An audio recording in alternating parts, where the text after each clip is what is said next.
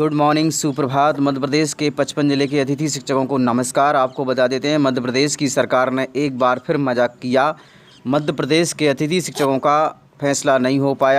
शिवराज सिंह चौहान की महापंचायत के बिंदुओं का पालन न होने से आपको बता देते हैं, मध्य प्रदेश के अतिथि शिक्षकों को कई प्रकार का घाटा उठाना पड़ा और इस बीच नए 8 बिंदुओं को पालन करने पर सहमति जताई गई। वहीं आपको बता देते हैं, मध्य प्रदेश की सबसे बड़ी न्यूज़ चैनल के साथ अर्पणा ने बताया है कि मध्य प्रदेश की सियासत अतिथि शिक्षकों का मुद्दा। इसको लेकर आपको बता देते हैं, मध्य प्रदेश के अतिथि शिक्षकों को चारों तरफ अंधकार ही अंधकार छा रहा है। क्या मध्य प्रदेश के अतिथि शिक्षकों का भविष्य सुरक्षित होगा? इसको लेकर मध्य प्रदेश की सरकार में अतिथि शिक्षकों ने 2 अक्टूबर 2024 को फिर आंदोलन करेगा। इसका जिम्मेदार मध्य प्रदेश शासन और प्रशासन रहेगा। इसी बीच आपको बता देते हैं, मध्य प्रदेश सरकार ने अतिथि शिक्षकों की ज्वाइनिंग की तारीख को 15 से अब 18 बढ़ा दिया गया है। इस तरह से मध्य प्रदेश के अतिथि शिक्षकों के लिए तारीख पे तारीख मगर इंसाफ नहीं मिल रहा है। इसी तरह से लोक शिक्षण संचालनालय की शिल्पा गुप्ता मैडम ने कहा कि इस प्रकार के मजाक अच्छे नहीं लगते और उन्होंने फिर से आदेश जारी कर दिया है। रात को 11 बजे है आदेश जारी किया गया था और आप देख लीजिए, मध्य प्रदेश की शिल्पा गुप्ता मैडम के अनुसार आपको बता देते हैं कि 3 महीने से भर्ती नहीं की है। और इसी बीच आपको बता देते हैं, मध्य प्रदेश के लोक शिक्षण संचालनालय के द्वारा अतिथि शिक्षकों को 30% को ना रखने के आदेश फिर से जारी किए गए हैं। इसी बीच आपको बता देते हैं, असली और नकली आदेश में क्या फ़र्क होता है। इसी बीच हमारे साथ जुड़ गए हैं अतिथि शिक्षक भाई, आपको विस्तार पूर्वक बताएंगे कि असली और नकली आदेश में क्या अंतर है। 3 मंथ का पैसा बचा लिया है मध्य प्रदेश सरकार ने। और इधर शिल्पा गुप्ता मैडम, जो कि आपको बताते हैं संचालनालय के आयुक्त मैम हैं, और उन्होंने बताया है कि मध्य प्रदेश के 2 स्कूलों को नवाचार में चुना गया है। इसी बीच अतिथि शिक्षकों के 8 बिंदुओं से कोई भी खुश नहीं है और पूरी खबर हम विस्तार से जानेंगे। हमारे साथ जुड़ गए हैं रविकांत गुप्ता जी और आपको पूरी खबर विस्तार पूर्वक बताएंगे, जो कि मध्य प्रदेश के अतिथि शिक्षकों के लिए हितकारी रहेगी। हाल ही में सोशल मीडिया पर एक आदेश वायरल हुआ अतिथि शिक्षकों की ज्वाइनिंग से जुड़ा हुआ, जिसमें ये दावा किया गया आदेश के जरिए कि 30% रिजल्ट वाला जो बैरियर लगा हुआ था अतिथि शिक्षकों पर, उसको विभाग के अधिकारियों को कड़ाई से पालन करना है। आप जो अभी स्क्रीन पर देख रहे हैं, यह 13 सितंबर का वही आदेश है जिसकी हम बात कर रहे हैं, लोक शिक्षण संचालनालय की। ये आदेश दरअसल फर्जी है और हम फर्जी इसलिए कह रहे हैं कि अब इससे पहले अब हम आपको एक और पहले दूसरा आदेश दिखा देते हैं। अब जो आप स्क्रीन पर आदेश देख रहे हैं, ये 12 सितंबर का है और इस 12 सितंबर के आदेश में आप यदि पत्र क्रमांक देखें तो लास्ट में लिखा है 184 यानी 184। अब हम वापस आ जाते हैं 13 सितंबर के आदेश पे। 13 सितंबर के आदेश पर लिखा हुआ है पत्र क्रमांक 138। जाहिर सी बात है, नकल करने के लिए भी अक्ल की जरूरत होती है।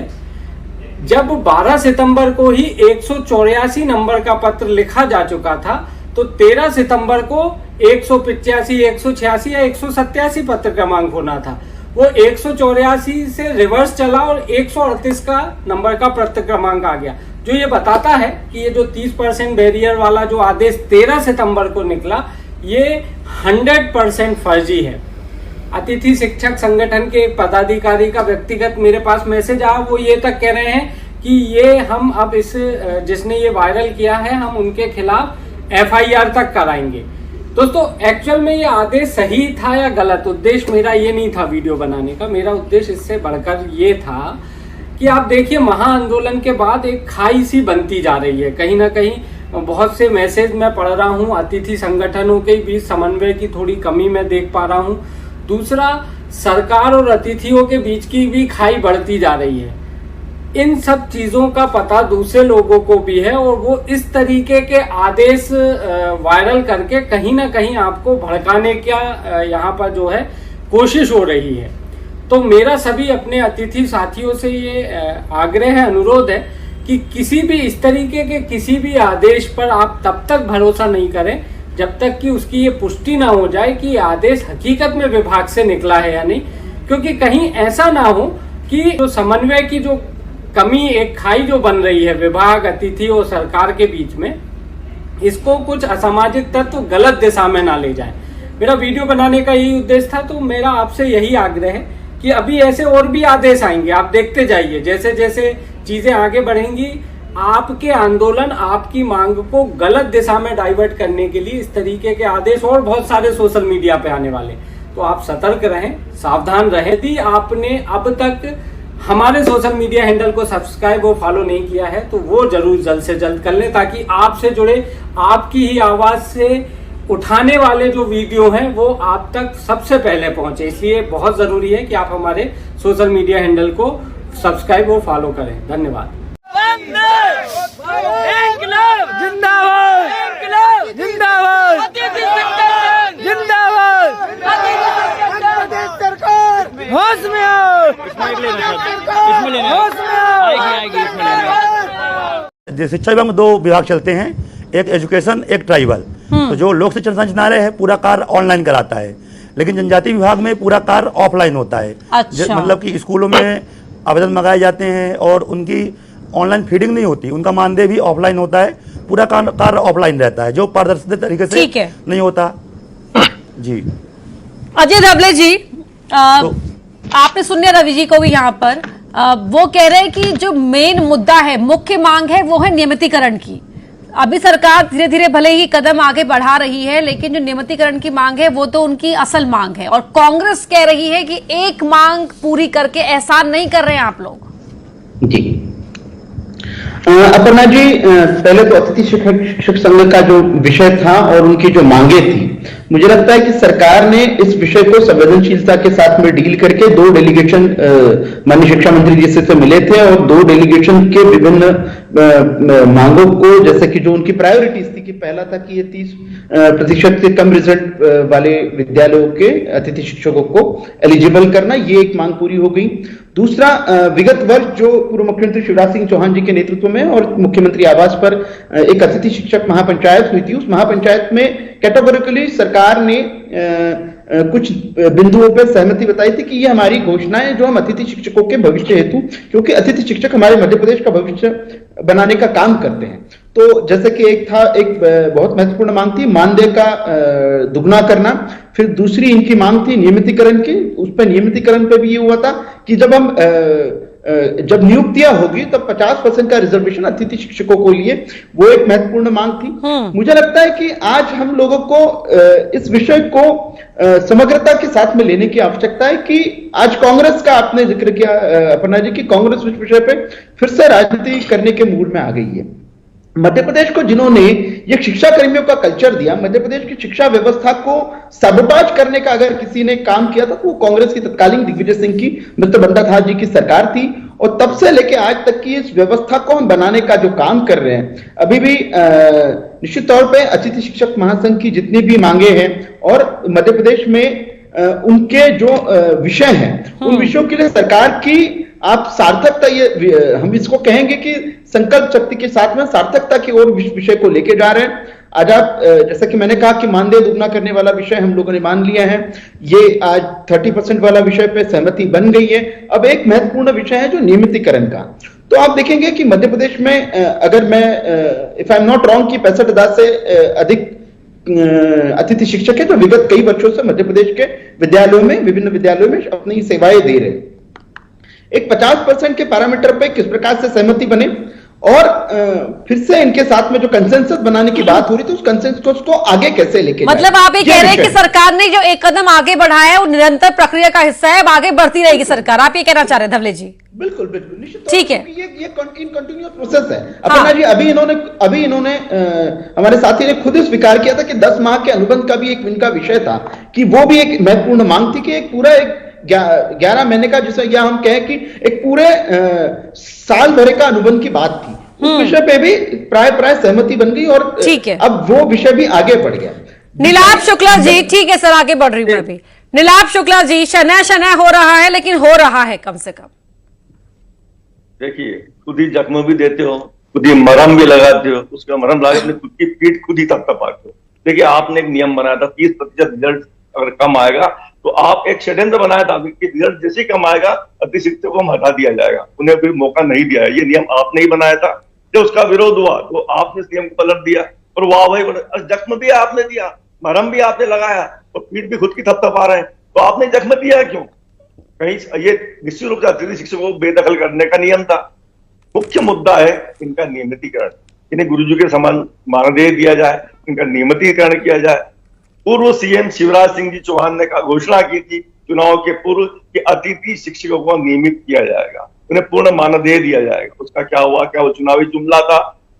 उसके पहले अभी वर्तमान में जो मुख्यमंत्री हैं मोहन यादव जी, उन्होंने 2018 में जब हमारी सरकार थी बकायदा पत्र लिखा था कमलनाथ जी को कि इनको नियमित किया जाए, अतिथि शिक्षकों को इन्हें पूर्ण मानदेय दिया जाए, ये अनुभव के आधार पर इन्हें नियुक्तियां दी जाए। शिवराज ये अपने मोहन यादव जी ने चौहान जी को बकायदा पत्र लिखा था उन्होंने। हमारी सरकार अल्प समय की थी, उसका खाका तैयार कर रहे थे, योजना तैयार कर रहे थे, षड्यंत्र रोक हमारी सरकार गिरा दी गई, वो विषय में बात करना नहीं चाहता। जब मोहन यादव जी ने उस समय पत्र लिखा था, इच्छा जाहिर की थी कमलनाथ जी के शासनकाल में, तो अब तो स्वयं साक्षात मुख्यमंत्री हैं। अब क्या अड़चन है?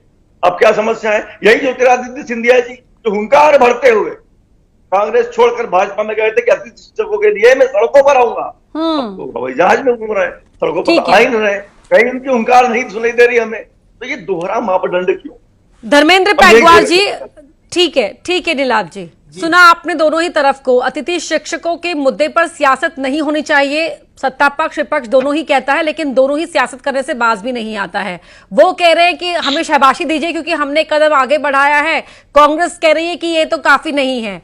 वहीं महापंचायत की बात को पूरी तरह सरकार ने खारिज कर दिया है कि उस पर तो बात होगी ही नहीं। जो अब डेलीगेशन ने लास्ट मीटिंग करी है अब उस पर ही आगे बढ़ेंगे। देखिए, जब अतिथि शिक्षकों की बात आती है तो मुझे लगता है कि इसमें निश्चित तौर पर प्रदेश का हित या छात्रों का हित की बात हम नहीं कर पाते हैं। जो अतिथि शिक्षक हैं उनकी समस्या जो है वो एक जायज़ है कि उनको बहुत कम मानदेय मिलता है। प्राइमरी वाले को 10,000, हाई स्कूल वाले को 14,000 और हाई सेकेंडरी वाले को, मिडिल वाले को 14,000 और हाई सेकेंडरी वाले को 18,000, जो कि इस महंगाई के दौर में काफ़ी कम प्रतीत होता है।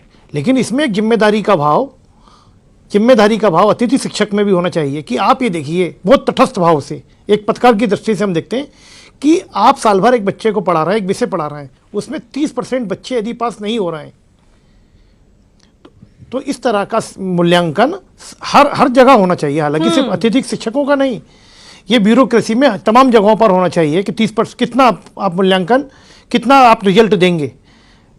यहाँ पर आपको जानकारी देंगे मध्य प्रदेश लोक शिक्षण संचालनालय की कमिश्नर शिल्पा गुप्ता ने बताया कि मध्य प्रदेश के 2 स्कूलों को नवाचार में चुना गया है और यहाँ तक कि शिल्पा गुप्ता ने मैडम जी ने अतिथि शिक्षकों का नाम तक नहीं लिया, जबकि मध्य प्रदेश के अतिथि शिक्षकों ने 18 साल सरकारी स्कूलों को दिए हैं और आज एक उच्च श्रेणी पर पहुँचा दी हैं। आइए सुनते हैं शिल्पा गुप्ता मैम को। नमस्कार, मैं शिल्पा गुप्ता, आयुक्त लोक शिक्षण संचालनालय। मुझे बहुत खुशी है आप सभी के साथ ये बात शेयर करते हुए कि हमारे मध्य प्रदेश के सीएम राइज स्कूल, जो 2 स्कूल हैं, उनका चयन T4 एजुकेशन द्वारा आयोजित एक प्रतिष्ठित विश्व के सर्वश्रेष्ठ स्कूल पुरस्कार की शीर्ष 10 सूची में इनको शामिल किया गया है।